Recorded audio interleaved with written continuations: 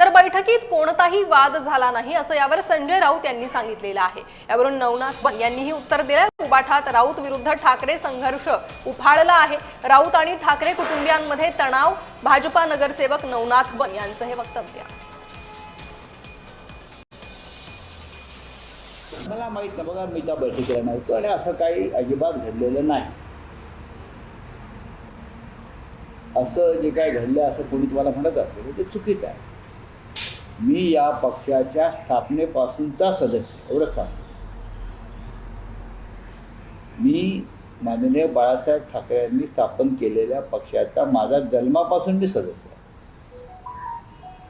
बाळासाहेब ठाकरेंनी स्वतः बाळासाहेब ठाकरेंनी ज्यांना नेते म्हणून नियुक्त केलं त्यातला मी एक आहे।